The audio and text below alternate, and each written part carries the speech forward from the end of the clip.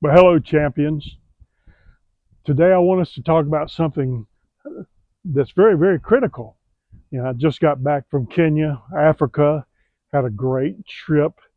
In the course of our travels, we had a conversation and about the relationship of pastors and their wives.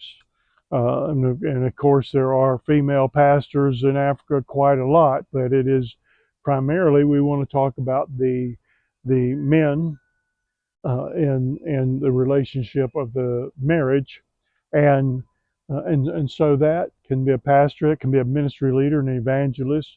In fact, it can pretty much be any of us because this is such a unique, very unique challenge that we have, and it won't apply to some people.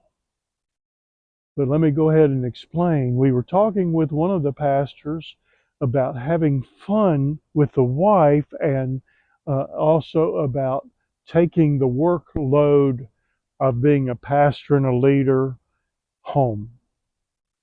Now, that may not sound like it applies to you, and it may not. But I want this message to get to the right people because we have seen that pastors, including business people, often men particularly will take their work home. And not only will they take it home, sometimes they will establish it at home, and home is where you work from. Early on in my relationship with the ministry of APPI, I didn't have an office.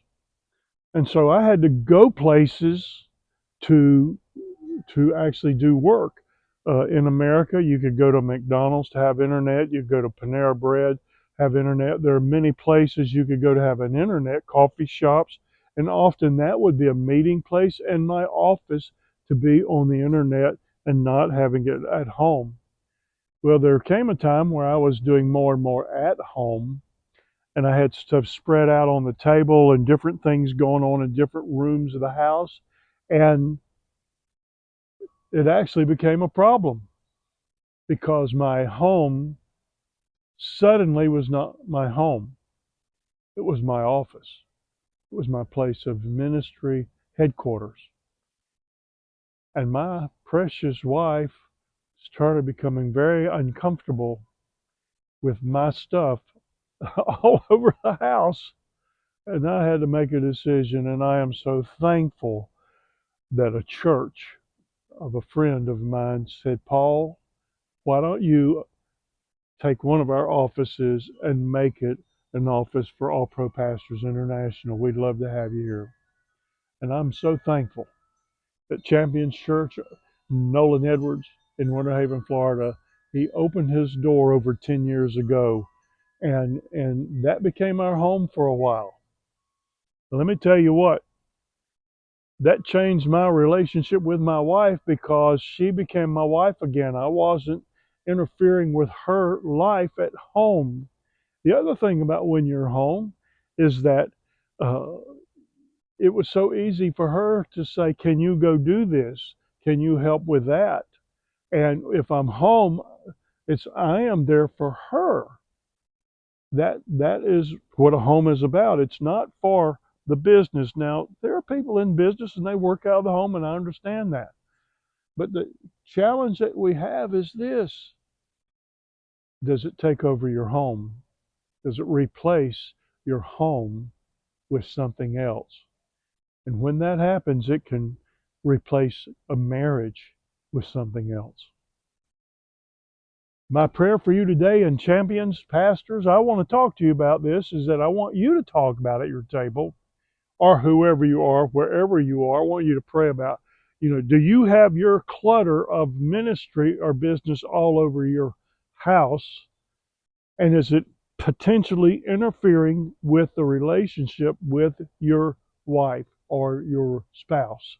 And that's so important because you may assume that she is good with it because she's a great woman. But I'm going to tell you something, brother. She's not.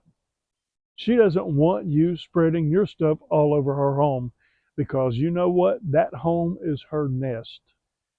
It is her home. It's your home too. But God made women as nesters, and that's true. The beauty of the relationship of a husband and wife and a nest of our home.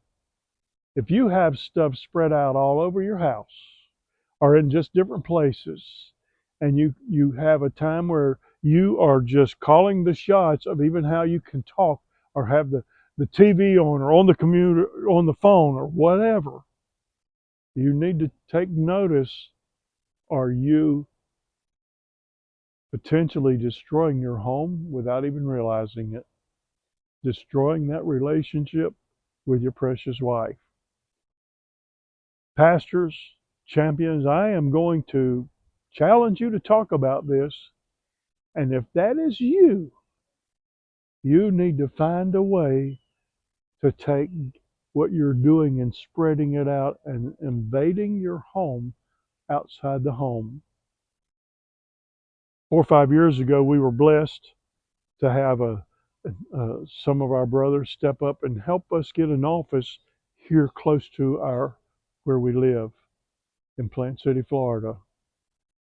The 40-minute drive I had to Champions Church, which was a blessing to have at the time, God provided a way for us to have an office right here close to home.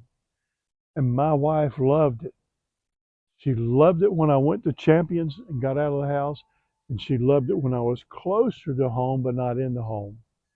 When I leave to go to the office, I go to the office. When I come home, I come to a home. Be sure that your home is your home. And I'm going to tell you, your marriage will get stronger. Your wife will appreciate it. And you will be more effective in what you do when you do that. I guarantee you. And I tell you what, I know without a doubt that is God's way. Talk about it at the table if it applies to you. Praying for you. Thank you for your prayers when we went to Kenya. It's a powerful conference. You'll hear more about it later.